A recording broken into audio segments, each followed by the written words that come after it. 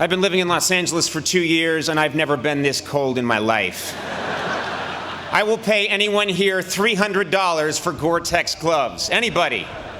I'm serious, I have the cash.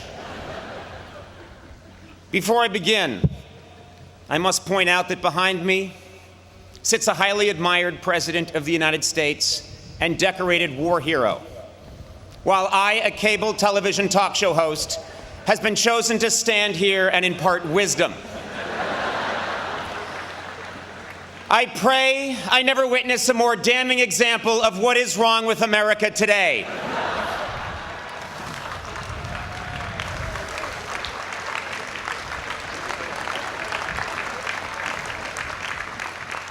Graduates, faculty, parents, relatives, undergraduates, and old people that just come to these things.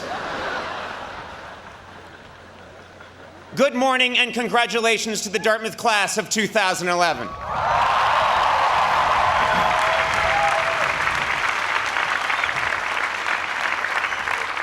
Today, you have achieved something special, something only 92% of Americans your age will ever know: a college diploma. That's right, with your college diploma, you now have a crushing advantage over 8% of the workforce. I'm talking about dropout losers like Bill Gates, Steve Jobs, and Mark Zuckerberg. Incidentally, speaking of Mr. Zuckerberg, only at Harvard would someone have to invent a massive social network just to talk with someone in the next room. My first job as your commencement speaker is to illustrate that life is not fair. For example, you have worked tirelessly for 4 years to earn the diploma you'll be receiving this weekend. That was great. And Dartmouth is giving me the same degree for interviewing the fourth lead in Twilight. Deal with it. Another example that life is not fair: if it does rain, the powerful rich people on stage get the tent.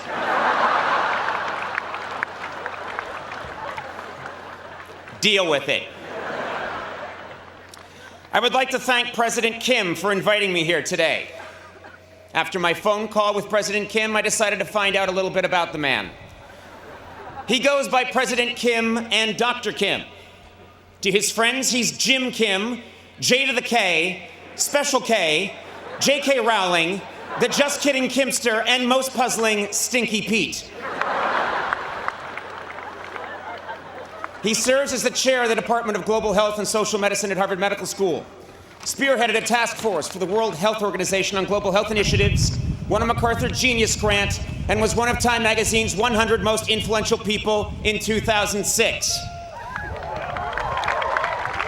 Good God, man, what the hell are you compensating for? Seriously. We get it, you're smart. By the way, Dr. Kim, you were brought to Dartmouth to lead. And as a world-class anthropologist, you were also hired to figure out why each of these graduating students ran around a bonfire 111 times. But I thank you for inviting me here, Stinky Pete. And it is an honor. Though some of you may see me as a celebrity, you should know that I once sat where you sit. Literally. Late last night, I snuck out here and sat in every seat. I did it to prove a point. I'm not bright, and I have a lot of free time. But this is a wonderful occasion. It's great to be here in New Hampshire, where I am getting an honorary degree and all the legal fireworks I can fit in the trunk of my car. You know, New Hampshire's such a special place. When I arrived, I took a deep breath of this crisp New England air and thought, wow, I'm in this state that's next to the state where Ben & Jerry's ice cream is made.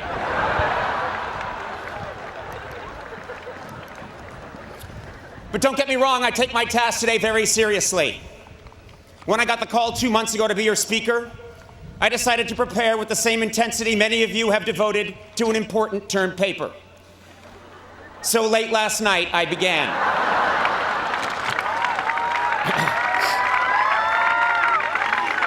I drank 2 cans of Red Bull, snorted some Adderall, played a few hours of Call of Duty, and then opened my browser. I think Wikipedia put it best when they said Dartmouth College is a private Ivy League university in Hanover, New Hampshire, United States. Thank you and good luck. To communicate with you students today, I have gone to great lengths to become well-versed in your unique linguistic patterns. In fact, just this morning, I left Baker Berry with my Trippy Barry to eat a Billy Bob at the Bema when my Flitz de Francesca was blitzjacked by some D-bag on his FSP.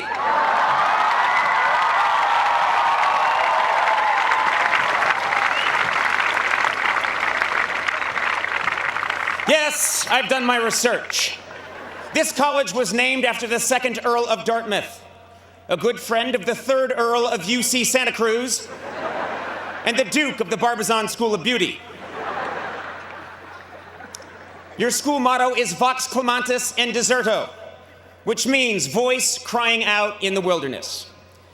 This is easily the most pathetic school motto I have ever heard. Apparently, it narrowly beat out silently weeping in thick shrub and whimpering in moist leave without pants. Your school color is green. And this color was chosen by Frederick Mather in 1867 because, and this is true, I looked it up, quote, it was the only color that had not been taken already. I cannot remember hearing anything so sad. Dartmouth, you have an inferiority complex, and you should not. You have graduated more great fictitious Americans than any other college. Meredith Grey of Grey's Anatomy, Pete Campbell from Mad Men, Michael Corleone from The Godfather. In fact, I look forward to next year's valedictory address by your esteemed classmate, Count Chocula. Of course, your greatest fictitious graduate is Treasury Secretary Timothy Geithner. Man, can you imagine if a real Treasury Secretary made those kinds of decisions?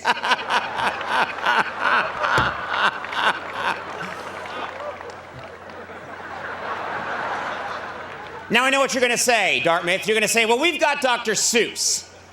Well, guess what?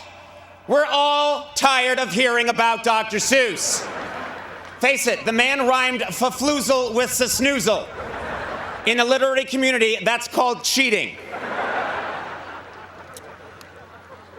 Your insecurity is so great, Dartmouth, that you don't even think you deserve a real podium. I'm sorry, what the hell is this thing? It looks like you stole it from the set of Survivor, Nova Scotia. Seriously, it looks like something a bear would use at an AA meeting.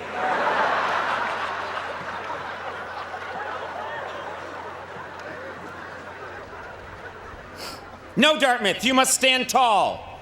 Raise your heads high and feel proud. Because if Harvard, Yale, and Princeton are your self-involved, vain, name-dropping older brothers, you are the cool, sexually confident, lacrosse-playing younger sibling who knows how to throw a party and looks good in a down vest.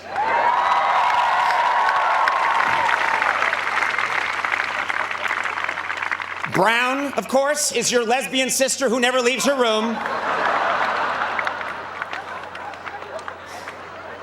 And Penn, Columbia, and Cornell, well, frankly, who gives a shit?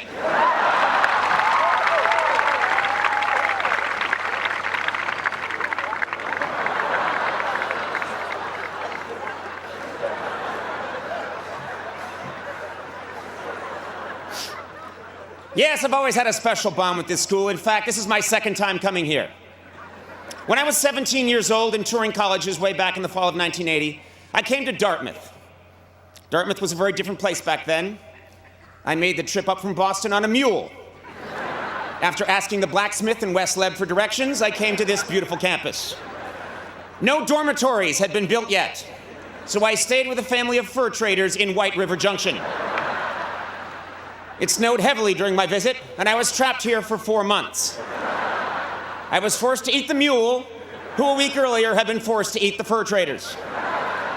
Still, I love Dartmouth and I vowed to return. But fate dealt a heavy blow. With no money, I was forced to enroll in a small local commuter school, a pulsating sore on a muddy elbow of the Charles River. I was a miserable wretch, and to this day I cannot help but wonder, what if I had gone to Dartmouth? If I had gone to Dartmouth, I might have spent at least some of my college years outside, and today I might not be allergic to all plant life as well as most types of rock. If I had gone to Dartmouth right now, I'd be wearing a fleece thong instead of a lace thong.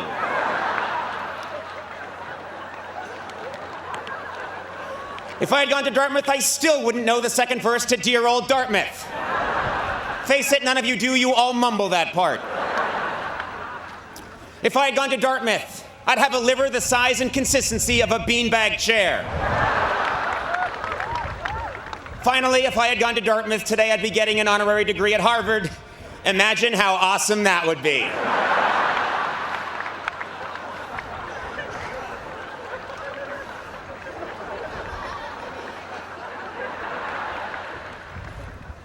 You are a great school, and you deserve a historic commencement address.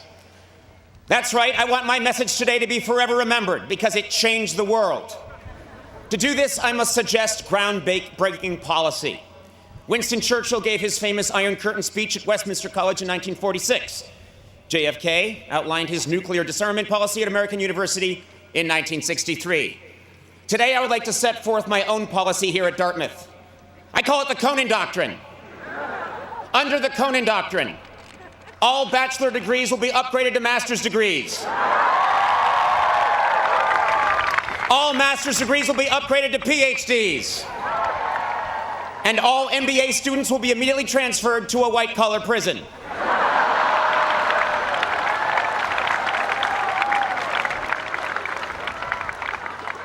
Under the Conan Doctrine, Winter Carnival will become Winter Carnival and be moved to Rio.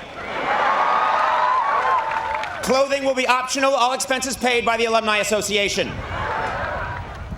Your nickname, the Big Green, will be changed to something more kick-ass, like the Jade Blade, the Seafoam Avenger, or simply Limezilla. The D-plan and quarter system will finally be updated to the 1/64th system. Semesters will last 3 days. Students will be encouraged to take 48 semesters off. They must, however, be on campus during their sophomore 4th of July.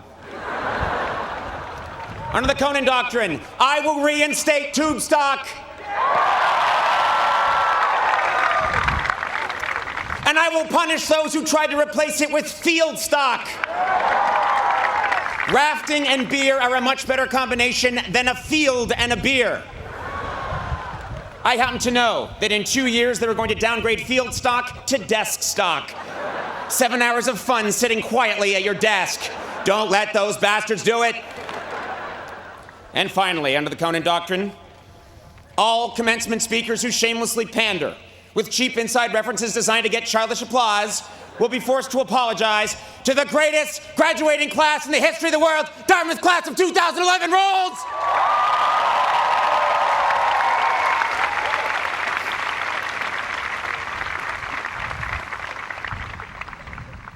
Besides policy, another hallmark of great commencement speeches is deep, profound advice like reach for the stars. Well, today, I'm not going to waste your time with empty cliches. Instead, I'm going to give you real, practical advice that you will need to know if you're going to survive the next few years. First, adult acne lasts longer than you think. I almost canceled 2 days ago because I had a zit on my eye. Guys, this is important. You cannot iron a shirt while wearing it. Here's another one. If you live on ramen noodles for too long, you lose all feelings in your hands, and your stool becomes a white gel. And finally, wearing colorful Converse high tops beneath your graduation robe is a great way to tell your classmates that this is just the first of many horrible decisions you plan to make with the rest of your life. Of course, there are many parents here, and I have real advice for them as well. Parents, you should write this down. Many of your children, you haven't seen them in 4 years. Well, now you're about to see them every day when they come out of the basement to tell you the Wi-Fi isn't working. If your child majored in fine arts or philosophy, you have good reason to be worried. The only place they are now really qualified to get a job is ancient Greece.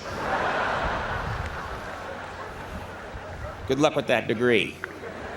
The traffic today on East Wheelock is going to be murder, so once they start handing out diplomas, you should slip out in the middle of the K's. And I have to tell you this, you will spend more money framing your child's diploma than they will earn in the next 6 months. It's tough out there, so be patient. The only people hiring right now are Panera Bread and Mexican drug cartels.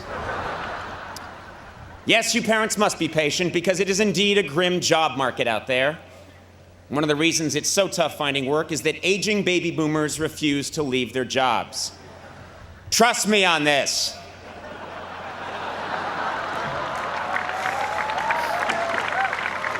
Even when they promise you for 5 years they are going to leave and say it on television, I mean, you can go on YouTube right now and watch the guy do it. There is no guarantee they won't come back. Of course, I'm speaking generally. But enough, this is not a time for grim prognostications or negativity. No, I came here today because, believe it or not, I actually do have something real to tell you. 11 years ago, I gave an address to a graduating class at Harvard.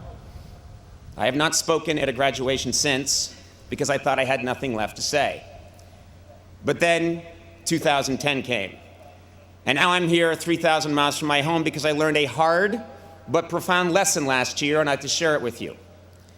In 2000, I told graduates, don't be afraid to fail. Well, now I'm here to tell you that though you should not fear failure, you should do your very best to avoid it.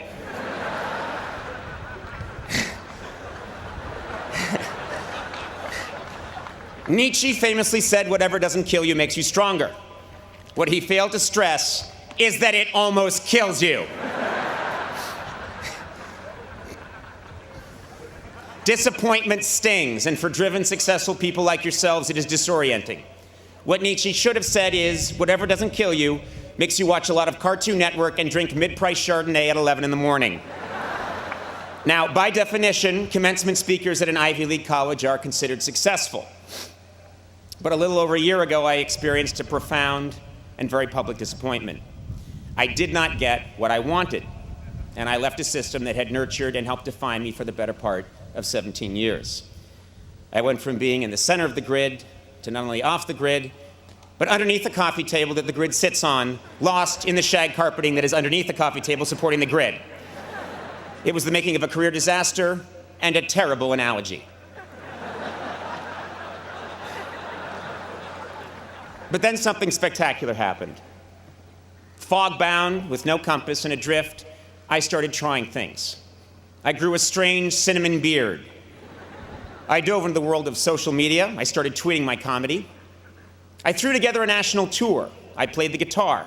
I did stand-up, wore a skin-tight blue leather suit, recorded an album, made a documentary, and frightened my friends and family. Ultimately, I abandoned all preconceived perceptions of my career path and stature and took a job on basic cable, with a network most famous for showing reruns, along with sitcoms created by a tall black man who dresses like an old black woman. I did a lot of silly, unconventional, spontaneous, and seemingly irrational things. And guess what? With the exception of the blue leather suit, it was the most satisfying and fascinating year of my professional life.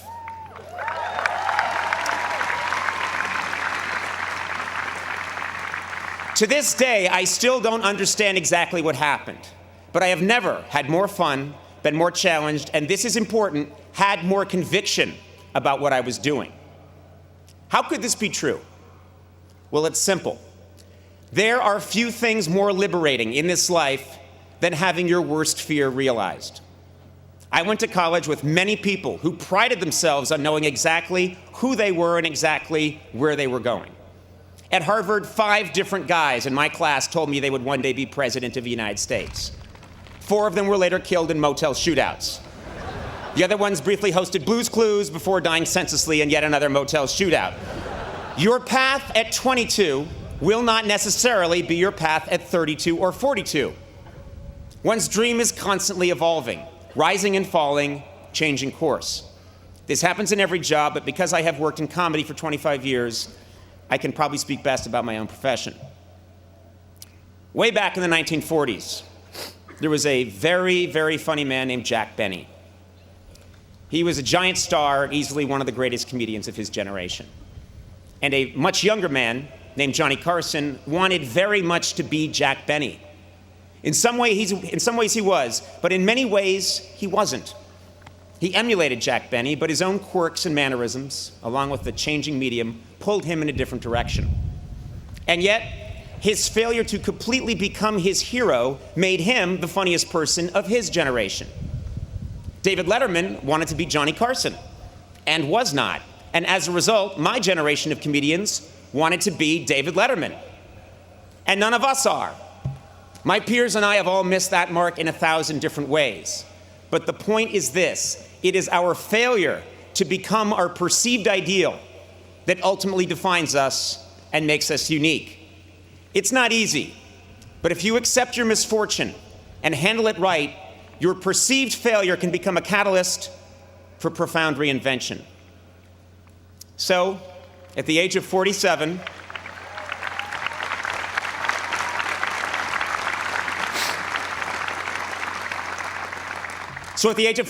after 25 years of obsessively pursuing my dream, that dream changed. For decades in show business, the ultimate goal of every comedian was to host The Tonight Show. It was the holy grail. And like many people, I thought that achieving that goal would define me as successful. But that is not true. No specific job or career goal defines me, and it should not define you. In 2000, I told graduates to not be afraid to fail. And I still believe that. But today I tell you that whether you fear it or not, disappointment will come. The beauty is that through disappointment you can gain clarity, and with clarity comes conviction and true originality. Many of you here today are getting your diploma at this Ivy League school because you have committed yourself to a dream and worked hard to achieve it. And there is no greater cliche in a commencement address than follow your dream. Well, I'm here to tell you that whatever you think your dream is now, it will probably change, and that's okay. 4 years ago, many of you had a specific vision of what your college experience was going to be and who you were going to become. And I bet today most of you would admit that your time here was very different from what you imagined. Your roommates changed, your major changed. For some of you, your sexual orientation changed. I bet some of you have changed your sexual orientation since I began this speech. I know I have.